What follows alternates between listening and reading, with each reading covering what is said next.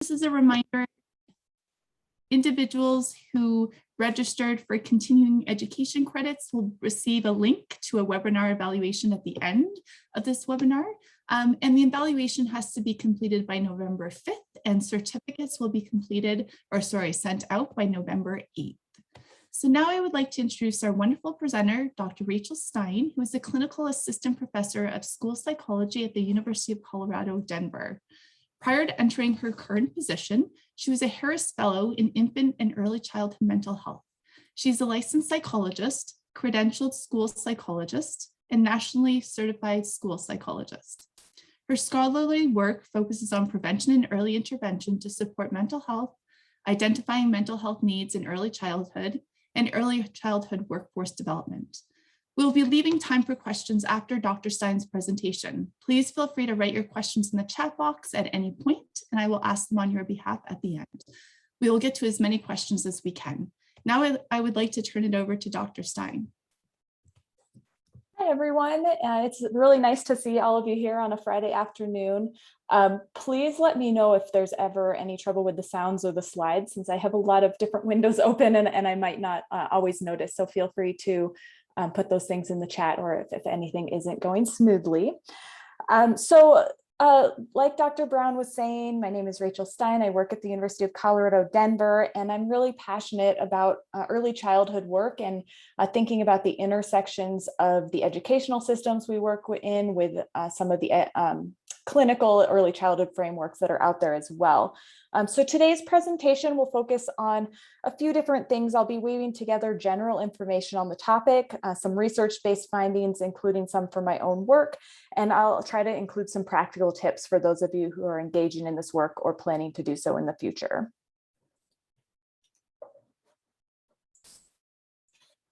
We have a few learning objectives for our time together. First, I hope that you'll be able to recognize principles of early childhood mental health and related service provision. Second, to understand the implications of early childhood experiences and the associated long-term impact on mental health. And we'll discuss the importance of early childhood mental health to the practice of school psychology across age groups and settings. So to do that, we have three different main areas we'll be talking about today. Beginning with foundational principles of early childhood mental health, then moving into thinking about some of the implications, and then the applications to the practice of school psychology. Of course, this is definitely a lot to cover. So for some of these areas, we'll take a deeper dive, and for some of these, we'll provide more of a broad overview, but I certainly welcome your questions or follow-up conversations after the presentation or via email if something in particular catches your attention. So to get us started, I would be curious to know a little bit about who is here. So if you could just in the chat share your name, either your place of employment or your training program, and just a word or a sentence about what interests you related to today's topic.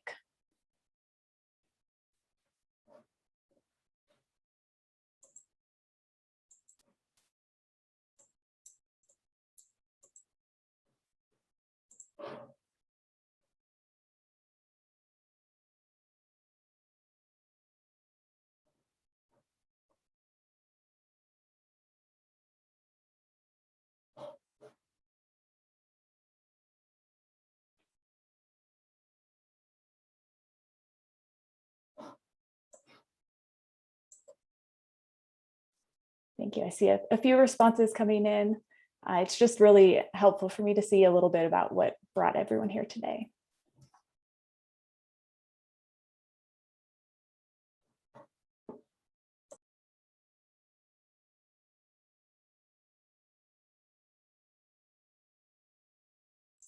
All right, I keep your responses coming in, and I will continue to take a look at them. But I want us to move forward as well, since, as I mentioned, we have a lot of things I'm hoping we'll cover. But please do bring up those interests and circle back to them as we go through the presentation or later on when we get to questions. All right, so to frame this topic a little bit more, I want to offer a definition of early childhood mental health. And this definition comes from 0 to 3, who does a lot of work in this area. That's their main focus is early childhood, and they do a lot of mental health related work. And they've defined early childhood mental health as the developing capacity of the child from birth to 5 years to form close and secure adult and peer relationships, experience, manage, and express a full range of emotions, and explore the environment and learn, all in the context of family, community, and culture. And I want to highlight a few different things about this particular definition. The first being the age span. You will see different definitions of what is considered early childhood mental health or early childhood. This is perhaps the most common age range, from birth to 5 years. I've also seen birth to 8 years. But just to contextualize what we're talking about, those foundational first few years of life. I also want to point out that this definition acknowledges that this really takes place in relationship. And this will be a theme that comes up multiple times in today's presentation. We're always talking about young children in relation to their caregivers and others around them.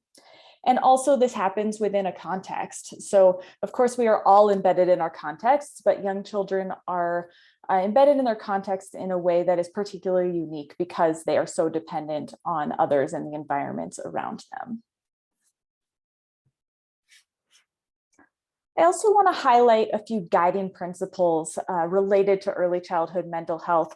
And these are really things that guide doing this work in this area, not necessarily unique to early childhood, but that really are tenets that are really important to hold on to as we think about the goals of supporting young children. And the first is a healthy social emotional development. So we will talk about maladaptive or concerning behaviors and presentations in young children, but the goal is always more than the absence of problems, and really focusing on how do we achieve healthy social emotional development that sets these young kids up for future success. Again, relationships are fundamental. And child caregiver relationships provide an early framework. This is an important part of what we all learn about relationships in our world early on, which we'll talk more about. We always want to be promoting developmental capacity with taking a strengths-based approach, thinking about how intervention must include prevention. And one of the reasons I got into this area of work is that I really think early childhood is the ultimate form of prevention. If we can provide support or change trajectories before problems get bigger, we really are engaging in true prevention. We need to recognize that cultural and familial beliefs are interwoven into child rearing, and this comes into play in a number of ways. We'll talk about a few a little later. Again, families are integral to this. We want to think about a continuum of services related to young children and also cross-systems collaboration. So we'll be circling back to a number of these guiding principles, and these are things that you'll see over and over again if you delve further into the world of early childhood work. So now I want to move us a little bit more specifically into the realm of school psychology. And first of all, we know that graduate preparation related to early childhood is often pretty limited in school psychology. Not exclusively, there are of course always exceptions, but many graduate students do not get a lot of preparation related to early childhood. And when they do, the two areas that we've found are most often covered are assessment and lifespan development. And assessment is perhaps the most common area given our areas of expertise, but it's not enough. It misses some really key areas of early childhood experiences and how we can be important advocates and professionals in this space. So one of many reasons why the training may not align with the practice is that many of us have a scope of practice that includes some early childhood work. So this table shows the scope of practice by state, and states define everything really differently so that you can see the different types of categories. Some of them do it by age, some of them do it by label. But regardless, when you start to put all of this together, half of the states include early childhood in some way within the scope of practice, whether that's from birth or in the pre-K space. Many of us are credentialed to do some work that begins prior to kindergarten or K-12 education.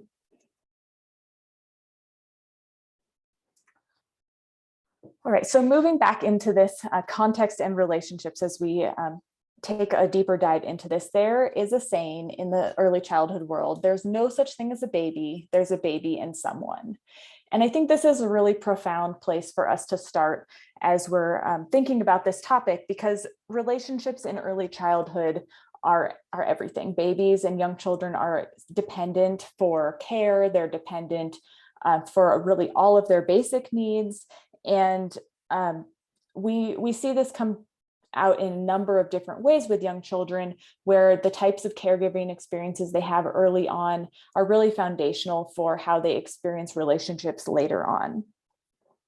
So as a result, we always have to be thinking about context and relationships, which I know we often do as school psychologists, but we may not always have the same access to caregivers as individuals in other contexts do. And we really have to shift that when we're thinking about young children. That isn't to say teachers and childcare providers aren't also important relationships, but we also have to be thinking about the primary caregiving relationships. Now, one of the things that we talk a lot about in early childhood, and when we get into challenges in early childhood mental health and behavior, is goodness of fit. And so this links to what we were just talking about with caregivers. When we do see both positive and negative experiences arise for young children, this often relates to the match or mismatch between caregiver expectations, a child's temperament, and a child's emerging social competence. And we likely have all observed goodness of fit in our own work. I know I have many experiences where I've seen one child function really poorly in one classroom and do really well in another classroom, where something about that environment or that teacher just didn't align well in some context. And this is the same idea, where some caregivers are primed to have a good alignment with their child or the child they're caring for, and others struggle more. So an example, if you have a caregiver with a really low energy level, that's just their temperament, and they have a child who has a really high energy level, they might really struggle with that.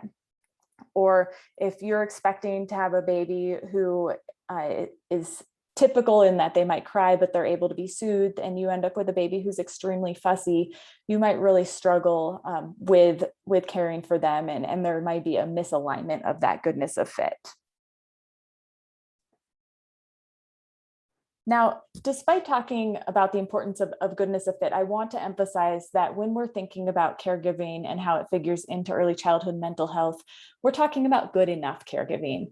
And this is something that's become abundantly clear to me since I became a parent, is we're not talking about perfect caregiving. We're not feeding into the perfect parenting narrative that is so common in our world and on social media. But we're talking about good enough caregiving that has attunement, where the caregiver is able to recognize the young child's needs and be available and present for them. We're talking about consistency, where the caregiver is present and the child knows what to expect from the caregiving relationship. And we're talking about emotional availability, where the caregiver is available to provide whatever support or needs the young child has.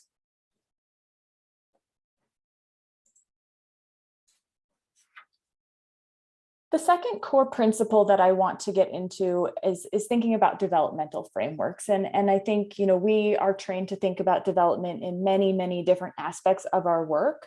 But development in early childhood is so acute, and young children change so rapidly that we have to really be familiar with expectations around development and how they figure into what we expect from young children. And we really have to recognize typical development to recognize unusual developmental patterns, and in a way that's pretty nuanced, because some of these changes can be hard to identify. This is an area where I often see people getting tripped up when they're working in early childhood because of the range of variation of typical, and then how do we know when something deviates from what we would expect? So a few things that I think are really helpful to keep in mind when thinking about early childhood development. The first is that development in early childhood follows a mostly predictable sequence. This isn't always the case, but for example, gross motor skills is one of the first developmental domains to develop. And When we think about the visible signs of gross motor development, it really begins with head control. Then we see arm control, trunk control, leg control, and then moving into more coordinated movements like crawling. So you have to be able to understand how each of those pieces builds on each other, and what we would expect to see to begin to understand when a young child's development is not proceeding as expected. This doesn't automatically mean that deviation from this type of sequence is automatically concerning, but that's a time when I would pay closer attention to understanding a young child. So some examples of this: it's not unheard of for a young child not to crawl, but if they were still increasing in the level of sophistication of their development in motor movement, I wouldn't necessarily be concerned. But if there was a lack of that increased sophistication in their motor movements, then I would want to learn more about what was going on for that child. It doesn't automatically mean something was wrong, but it would be a sign for me that I need to learn a little bit more about what's happening here. I also want to acknowledge that development is not linear. We often think of development as kind of a continuous growth over time. And while we do expect to see growth over time, it's very typical for young children to have periods of intense development and periods of plateau. Similarly, it's not unusual for a child to advance more quickly in some domains than others. So this can make it really hard to identify if a child just needs a little bit more time to develop in a domain, or if there's something that might be concerning. And relatedly, that brings us into this idea of typical timing for development. We often think about certain things happening in certain age ranges, and we do expect to see that, but there's also a huge amount of variation. And an example of this, I think, is walking. Walking can typically happen anywhere between 11 and 17 months of age, which is just a huge, huge span. And if you're trying to figure out if a child's development is proceeding as expected, or if there are concerns, it can be very hard to know whether you should continue to watch and wait, or whether intervention should be provided. So having that nuanced understanding of those developmental expectations can really help us begin to make sense of that. I also want to mention how developmental domains are intertwined. So for instance, a child who's delayed in their gross motor skills will not be able to interact with their environment in the same way. So for example, they might not be able to reach for toys as effectively, and that can impact their cognitive development, or they might not be able to sit up and make eye contact in the same way, which might impact their social development. So if you have delays in one domain, there can be impacts in other domains as well. And they do all contribute to each other in that way. All right, I would imagine many of you are bought into this idea that early experiences are important because you're here today, but I just want to highlight a few things that make these early experiences so impactful. First of all, we know that both positive and negative early experiences can make a big difference down the line. And this isn't to say, I don't want you to think that early experiences are destiny. I don't believe that by any means, but they're often our first exposure to things. So for instance, a child who has 4 older siblings is likely to adapt better to noise than a first child who doesn't have such a noisy and busy environment. That doesn't mean that it's good or bad, but this is just one of the many ways that early experiences can shape how we function in the world. And that, of course, has a cascade of effects. So in this way, these early relationships really lay the foundation. They teach us what to expect from our environment and from those around us, and we build off of those capacities. Early experiences are also really important because of what's happening in the brain during these early periods of development. So I'm sure many of you are familiar with the term neuroplasticity. We know that the brains change very, very rapidly in the first 3 years of life. And this happens both in terms of building new connections in the brain, as well as pruning connections that aren't being used. And so again, this is one of the reasons why these early experiences can be so lasting, because of the physiological changes that are happening. We've also seen in early childhood that it seems to be that we have sensitive periods where certain types of skills, we're primed to learn certain types of skills, and language is the most dramatic. We know that learning language happens more readily in the early years of life, and that if you don't acquire proficiency in language relatively young, it can be hard to do that later on. So, again, this just demonstrates how these early experiences can have long-term impact. I also want to acknowledge that this is all within context of risk and protective factors at different levels of influence. So none of us are the product of any one thing that happens. Rather, we always are thinking about multimodal influences and how they come together to pose challenges or to support a young child. And so this will begin to come together in a moment as we shift to thinking about recognizing healthy early childhood development in mental health versus when there are concerns.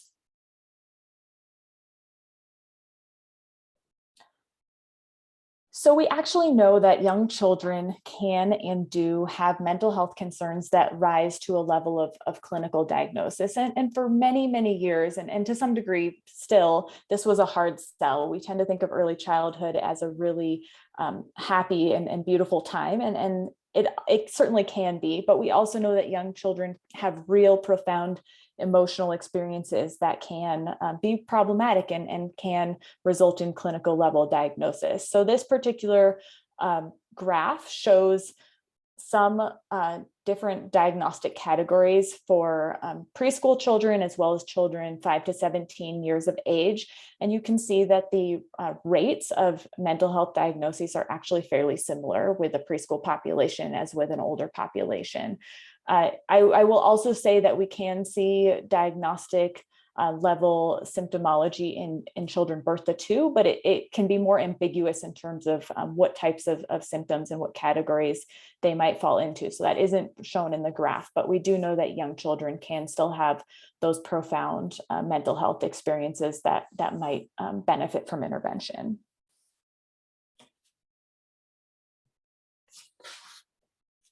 I also would be remiss not to mention the role of trauma. We know that trauma and adverse experiences are very common. And we also know that trauma and early childhood adverse experiences have been linked to challenging behavior and developmental difficulties. So when we think about young children who are having a hard time or who may benefit from support or intervention, we have to also be thinking about if trauma has been a part of their experience. We know, just as with older children, that the number and proximity of experiences, it makes a huge difference. And we also have to recognize how developmental stage influences subsequent presentation. So one example of this is being separated from a caregiver. We know that being separated from a caregiver can be really consequential for a young child, but we also know that it's not equally consequential depending on when in their developmental trajectory they experience that separation. So for instance, a baby who's 0 to 6 months will experience less long-term repercussions from a caregiver separation than a toddler maybe of 1 or 2 years. And this is in part because their level of attachment and attunement to their caregivers is different at those developmental stages. And so they will experience those separations emotionally in a different way. That isn't to say they aren't important, but we know that how they're impacted will vary.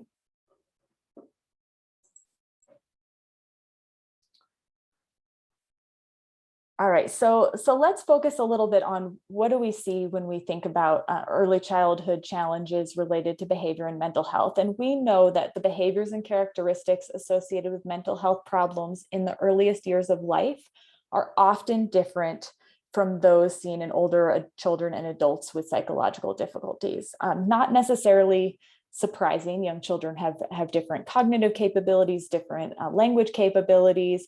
But this is a really important thing to recognize as mental health professionals working in early childhood settings. How do we know when a young child is struggling?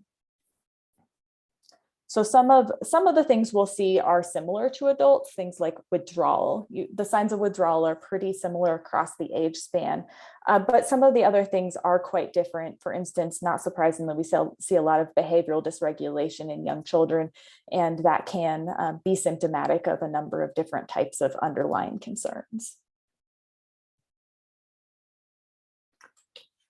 So how do you know? This is a question that I get a lot when I'm doing this work. And there are some different things that you can look out for that are indicators that you might want to learn more, some signs of potential concern. And these do vary across the developmental span in some key ways. So for birth to 3, we're looking for things like difficulty regulating around routines. But this also is even more specific than that. I wouldn't expect a well-regulated routine in a 2-week-old or a 1-month-old, but I would expect to start to see some routine for a 6-month-old. So thinking about how are they able to regulate to their environment, to their caregivers. Are they particularly fussy or difficult to console? Of course, all babies cry and express themselves that way, but most babies are relatively easy to console with attention, with meeting their needs, with being held, things like that. We also can look for things like babies who are easily startled or who have a flat affect. This is not an exhaustive list, but these are some of the things that I would take notice of when working with children in this birth to 3 range. As we move into the 3 to 5 range, things change a little bit more. We have greater cognitive ability and language ability. There's much more motor ability to move and use their body. And we see that come out in terms of some of the ways that toddlers and preschoolers act, as well as some of the signs of potential concern. So things like developmentally inappropriate tantrums, we'll look in a few minutes at expected ranges of challenging behaviors. So we know that tantrums are part of young children's experiences, but we wouldn't expect these to be happening all of the time or in certain ways for some of these children. We also might be looking at things like repeated aggression or impulsivity, difficulty playing or engaging with others, language or communication difficulties, regression, losing previously acquired developmental skills is always a sign of potential concern, or high levels of anxiety or being fearful in most situations. So, but I want to acknowledge it's really important to be thinking about how we differentiate challenges that are developmentally appropriate from challenges that do require intervention. And this is often a rightfully expressed concern in the early childhood world about not wanting to diagnose a young child or identify a young child because of the impact of doing that and not wanting to assign such weighty concerns or labels to a young child. And so this stems from 0 to 3. These are some of the signs that I use to determine when a child or family might benefit or even need some type of support. So I'm always looking for, is the infant or child distressed by what's happening? So if this is a child who is difficult to console, I think there's a good indication that they're distressed by their experience. If this is a child who's extremely anxious or fearful, they likely are distressed by that experience. Are relationships being impaired? So they're having trouble forming relationships with caregivers or with peers. That can be another indicator that support could be helpful. Is their participation impacted? Are they not able to engage in their settings that they spend time in? And this, I think we could talk about participation for the young child or for the family system as a whole. So if the family, for instance, isn't leaving the house because the tantrums they're experiencing are so big and overwhelming, then that might be an important time to intervene because the family's participation is being impacted in that case. And the last thing that I look for is whether development is inhibited. So is the child not able to engage in developmentally expected activities or progress due to their presentation?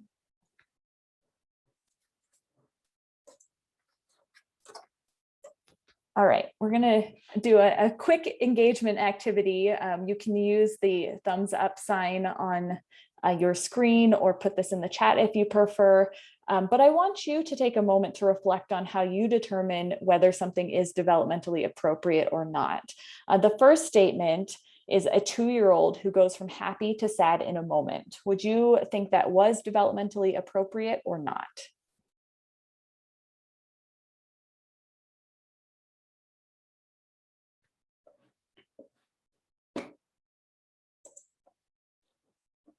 See some thumbs up. I can't see everyone on my screen, but I see some thumbs up. Yeah, I think most of us who have worked with 2-year-olds know that their level of emotional ability is high, and changing emotions quickly is not surprising. Let's look at the second one, a 3-year-old who cries every day when his mom leaves, even after 4 months in the setting, in the school or childcare setting. Would you think that was developmentally appropriate or not?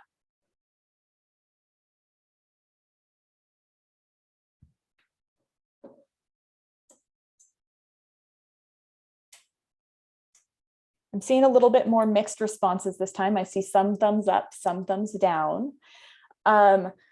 So I would say that I would put this more in the borderline range. A 3-year-old who maybe hasn't experienced care outside the home it wouldn't necessarily surprise me if they were upset with that experience. However, after 4 months, I would have expected them to adjust to that situation unless something else was going on that was making that separation more challenging and prolonged for that child. But you can start to see how you have to really think carefully about the different components that go into determining whether these are developmentally appropriate responses. Let's just look at a couple more. This next one is a 2-year-old who bites a classmate who takes her toy away. Developmentally appropriate or not? This one I see a lot of thumbs up popping up. Yes, I would tend to agree. I have a 2-year-old, and there's definitely a lot of physical responding when there are altercations between kids at this age, because they generally are still learning language abilities and developing their ability to engage with peers. Now let's look at one more, a 4-year-old who won't stop crying. Would you think that was developmentally appropriate or inappropriate?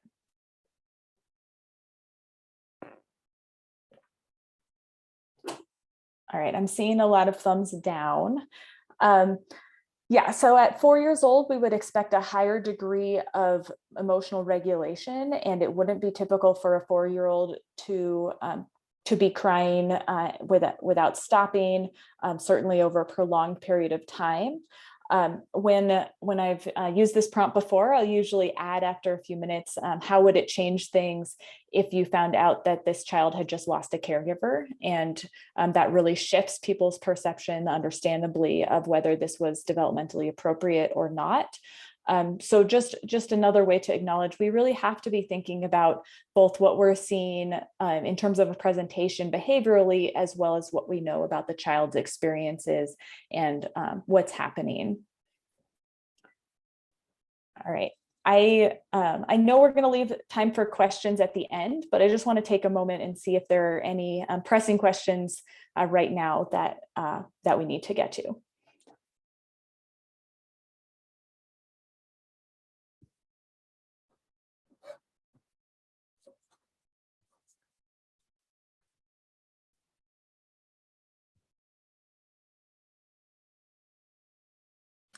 I don't think there are any yet, Rachel. Okay, perfect. All right, we'll continue to feel free to add those to the chat, or again, there'll be some time at the end to talk about them as well.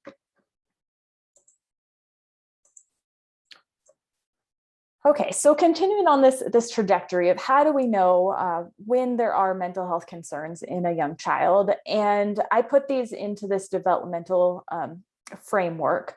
We can see that development can be typical, delayed, or atypical. So typical is when a child is following the developmental sequence that we'd expect within the approximate time frame we would anticipate.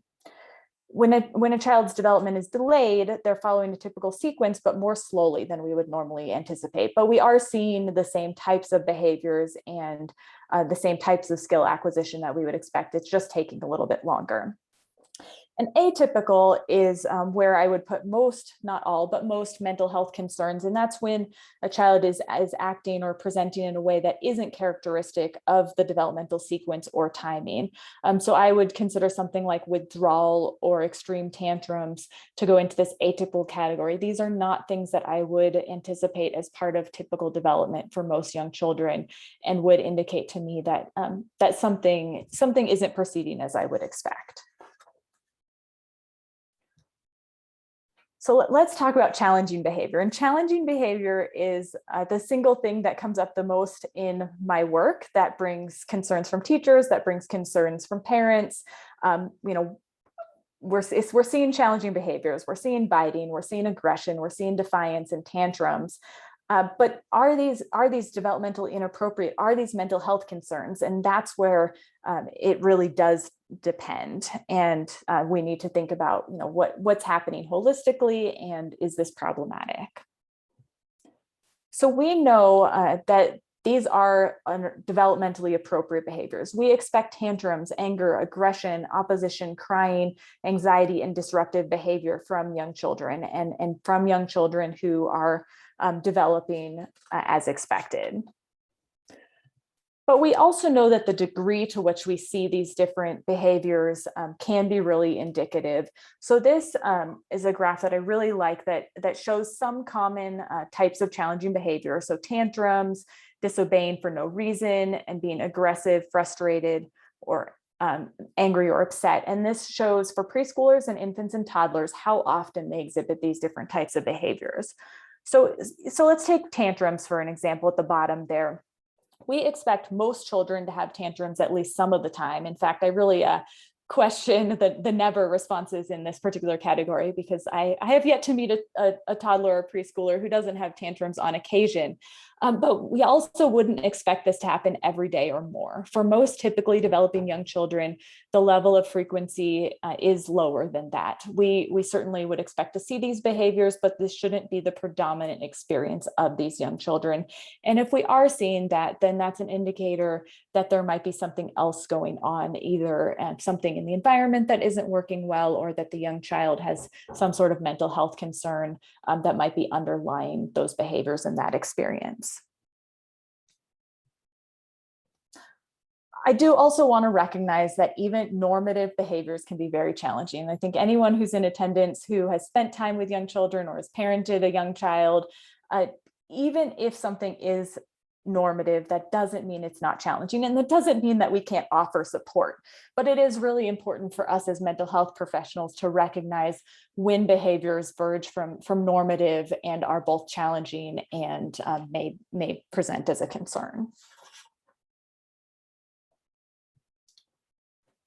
So we're going to move into our last segment that we'll be talking about together today, which is what can we do and why does it matter as we think about early childhood mental health. So first of all, one of our biggest roles is around recognizing social, emotional, and mental health needs early on. And we are well poised to do this work, but within the systems that young children encounter, this doesn't always happen. There's research that has demonstrated that caregivers often report concerns much earlier than services are provided. So pediatric providers and others who these families and young children encounter may either not recognize these concerns or may not be taking them as seriously as early as caregivers have concerns. And so we have an important role in recognizing and responding early when concerns do arise. We also know that social emotional delays and disabilities are identified much later than other concerns. So if a child's gross motor skills aren't developing or they're not learning language as expected, those types of concerns tend to be identified and responded to, but social emotional delays, it tends to take much longer. But we also know that this is really important to do. Timely intervention can prevent escalation, it can reduce caregiver stress, and it can lessen the need for subsequent services. So the more that we can recognize and respond, the better over the long term. I also want to mention how behavior in young children is an adult and equity problem.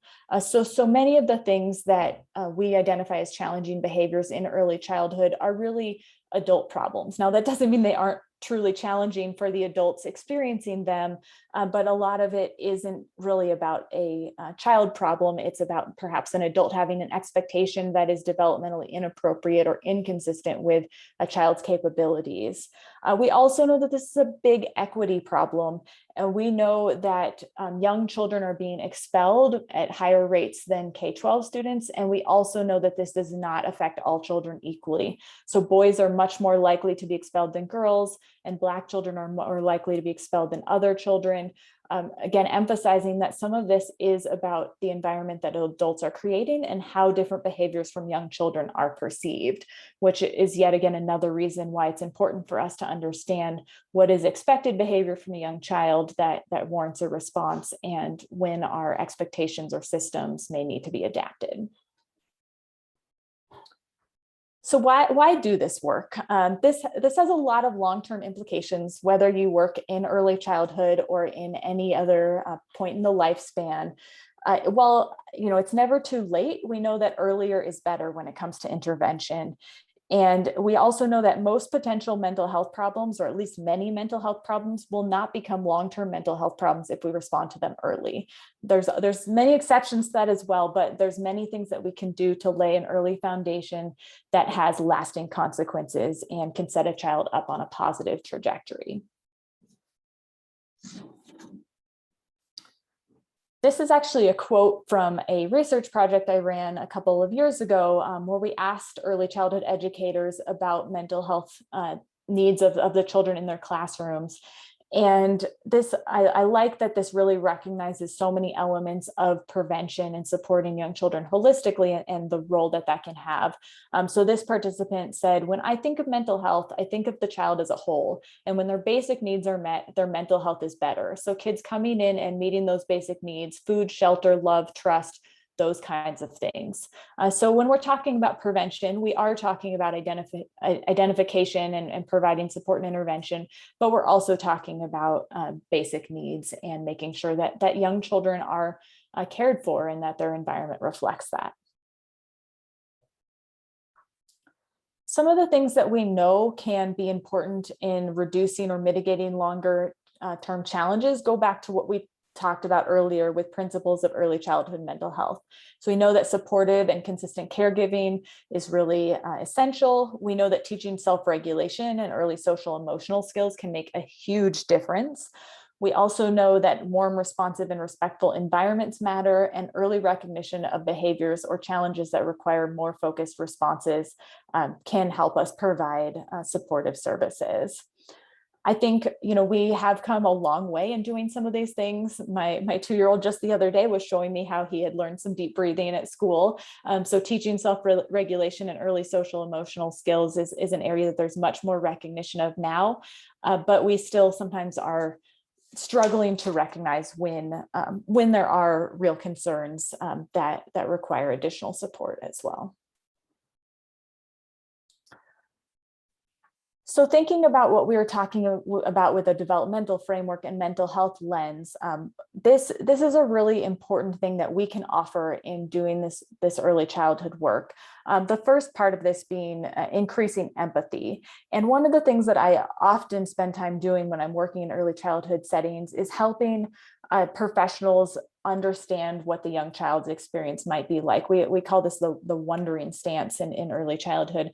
So things like, I wonder what it must be like for this child to be so out of control of their emotions, and really providing language and perspective of a young child's experience that they may not be cognitively or linguistically able to provide. And in that way, increasing empathy of providers that a young child may not be in control of their behavior. It's not that the behavior is defiant or willful, but the child doesn't have the skills or the emotional capacity to behave in a different way. And in this way, we can shift towards working on emotional regulation, a supportive context, and providing relationships that do support a young child's emotional experiences. I also want to acknowledge that early childhood systems and settings are posed with a number of challenges. I think this has been really well highlighted over the past year and a half with the early childhood field losing many professionals, and recognition of the challenges families have in gaining access to these services. But this does feed into our ability to be successful in doing this work. So we have to recognize that early childhood educators have a hard job with low pay. We also have to know that training for early childhood professionals is highly variable and in some cases may be very minimal. Some states have standards for early childhood educators, at least in some contexts, but many states do not, or have very minimal qualifications. And so when we're supporting young children in educational settings, we have to understand the professionals that we're working with and how we can support them in supporting the children in their classrooms or in their care. And we also know that providers are experiencing high rates of stress and burnout themselves. And so we need to be thinking about, they might be experiencing a young child's challenging behaviors, for instance, in a different way because of their own current functioning. And we know, like this other quote from another focus group participant says, there's a health and wellness of the teacher that can have an impact on how they're doing in the classroom with the children. So if we can support caregivers and educators, then they are more likely available to do the same for the kids that they work with. I also want to mention the child find system, which is one of the primary ways that young children are identified for supportive services. And this is based off of some research that I have been doing, asking about how are we identifying young children with social, emotional, and mental health needs through Child Find. And what we've been learning so far is many Child Find teams do not have trained mental health professionals. Now, there definitely are exceptions. I kind of an informal network of school psychologists who serve in these roles, but it's definitely not an expectation on all teams that there is someone with that training. And as maybe not as a result, but not surprisingly, along with that, young children are less likely to be found eligible for services based on social emotional needs than other areas of domain, other areas of developmental domain. And this is despite social emotional needs as being recognized as one of the categories that should be served under Child Find in either early intervention or preschool special education. And I think some of this does stem from a lot of the misunderstanding around eligibility and presentations related to early childhood mental health. So I want to just recognize this because this is one of our primary systems in place. And although it is an important one, it's not always capturing these young children and working in a way that is able to meet their needs. So bringing this back to school psychologists, we are really uniquely positioned to do some of this work. And this is what I really love about this area of work. And I'm really passionate about school psychology workforce development in this way. We bring together so many important pieces of educators and clinical experience or mental health backgrounds that makes us so well poised to understand how we can support young children in educational settings and recognize these different kinds of needs. And I have worked a lot with clinical early childhood professionals and with early childhood educators. And so often they bring some really valuable skills to the table, but also aren't able to always pull all of these different skill sets together. And I think we have the opportunity to do that in a way that is really exciting and has the potential to be really powerful. So what are some of the ways that we can do this? We can really bring a mental health and trauma-informed lens to early care and education settings. We can act as consultants and really make sure that we, like I mentioned, we're giving voice to young children's experiences and also providing tools and support to educators and to caregivers trying to do this work.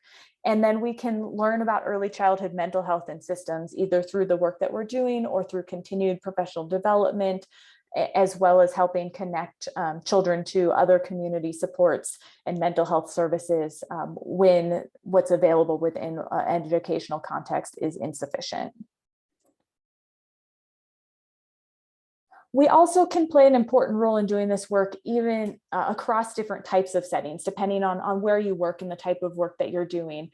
So we can be screening and providing early identification of children needing extra social emotional support. Using tiered models of identification is still pretty uncommon in early childhood settings. And so really focusing on how this can help us in identifying more young children and using things like the ages and stages questionnaire have been shown to really help us pick up on concerns more quickly, to get the voice of the caregivers and to understand any existing concerns. We can be early childhood mental health coaches, consultants, and advocates. We can advocate for school-wide training in trauma-informed care, and we can also give voice to the potential impact of early experiences, whether we're working in an early care environment or some other age range. We also can play an important role in addressing behavioral concerns. And as I spoke about, so often behavioral concerns and mental health concerns in early childhood are wrapped up together and can pose challenges for either caregiver or for a young child or for both. And so we can really help recognize that both external and internal reasons may exist for behavior. We can help teach about self-regulation. We can inform others about neurodevelopment in early childhood. And we can also really help recognize developmentally appropriate expectations. I think this comes up a lot in our work. We'll go into a classroom, particularly now after kids haven't been in the classroom for a long time, or many of them weren't last year, and they might be asked to sit for a long time. And then the teacher has concerns around behaviors that are coming out. Things like that are just practices that I think no one's being malicious, but they're not always thoughtful and they're not always developmentally aligned. And we can really help by pointing those things out and helping make sure that our practices are developmentally congruent.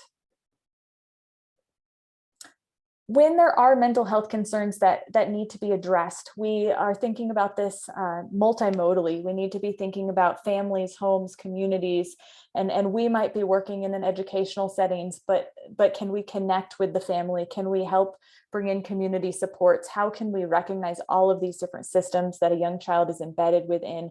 Because young children's mental health is really connected to all of these different experiences. And while we may be able to make some important changes in an educational setting, it won't be nearly as impactful until we can bring in some of these different components and help ensure that caregivers are involved and other changes are happening in different systems.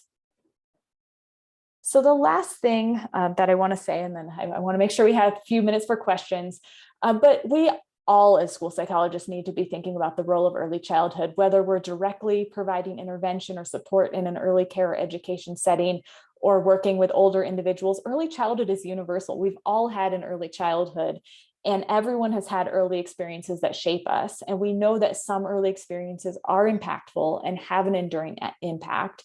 And so we always need to be thinking about gathering information about proximal and distal impacts of functioning related to early developmental experiences. Now, again, this isn't to say that early experiences are destiny, but they certainly matter and they certainly are relevant for us to learn about with every individual we work with. So we've covered a lot of ground in a relatively short amount of time this afternoon, and I wish we had time to go into more depth in some of these areas. And I would love to engage in later conversations with any of you if you're interested, but I do want to just put some of these ideas all together for us. So the first is really recognizing that there hasn't been sufficient attention to early social emotional experiences. And there's a number of ways in which this is true, but they've often been dismissed as transitory, or distress has been described as normative.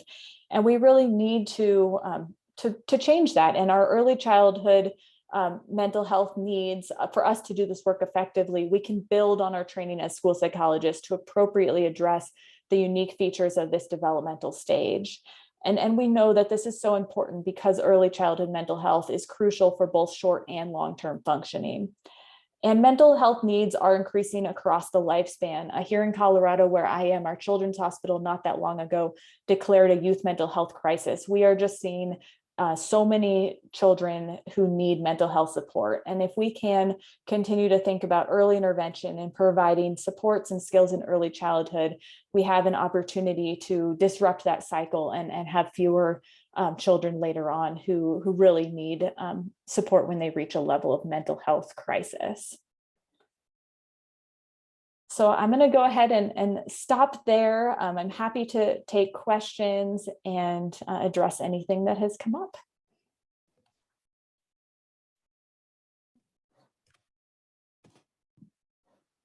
Wonderful. Thank you, Dr. Stein. I know I thoroughly enjoyed and learned from your presentation, and I'm sure others did as well.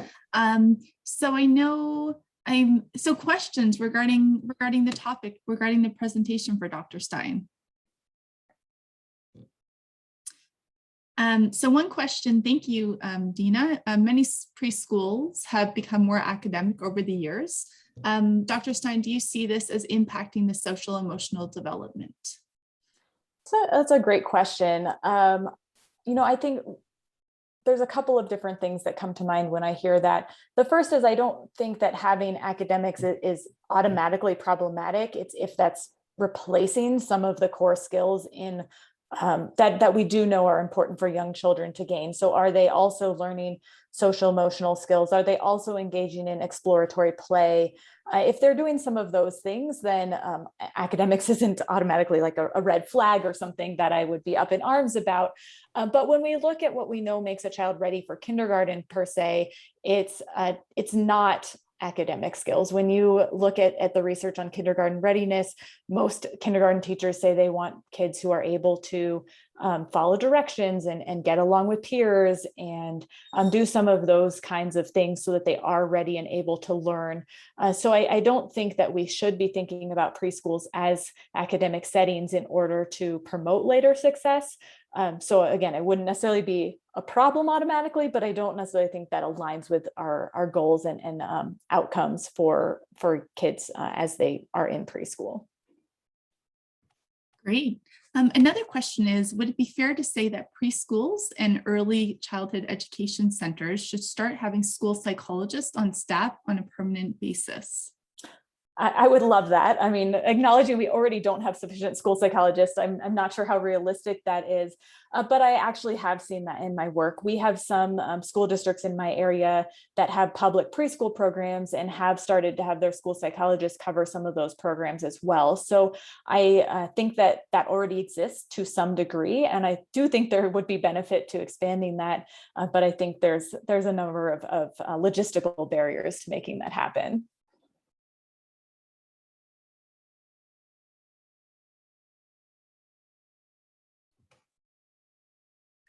Other questions?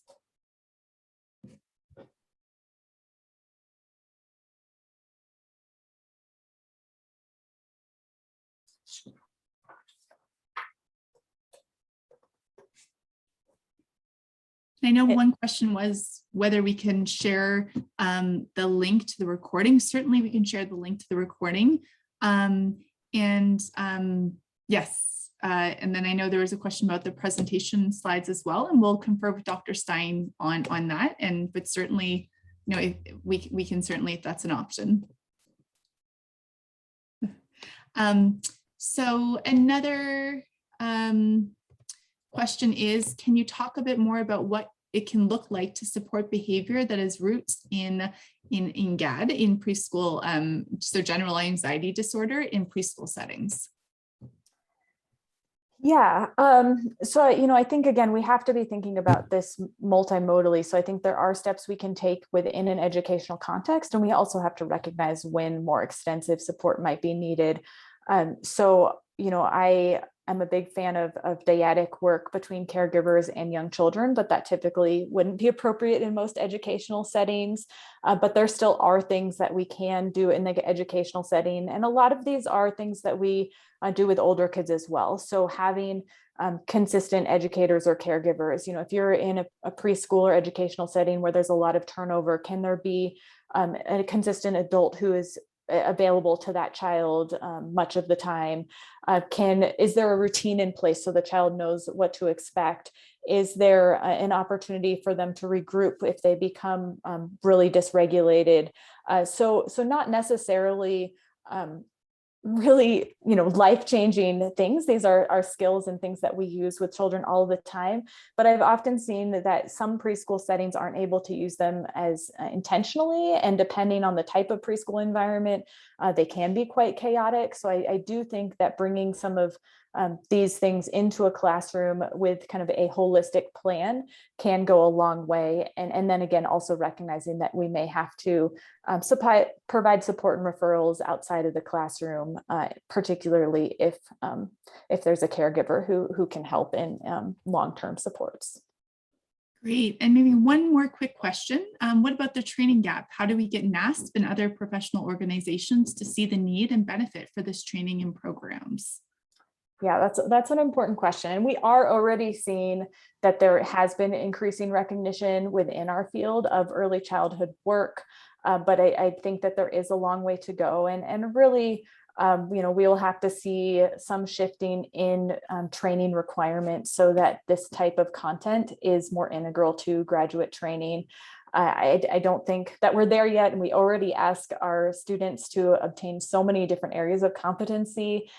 So in the meantime, I am pleased to see that I see more and more professional development opportunities and things like that available to learn about early childhood. But ultimately, I think we will need a shift at the systems level to make sure that these are part of our expected competency standards before we'll see widespread change. Great, thank you. And thank you again, Dr. Stein, and to all of you for attending this APA Division 16 webinar. I hope everybody has a good Halloween weekend. Thank you, everyone.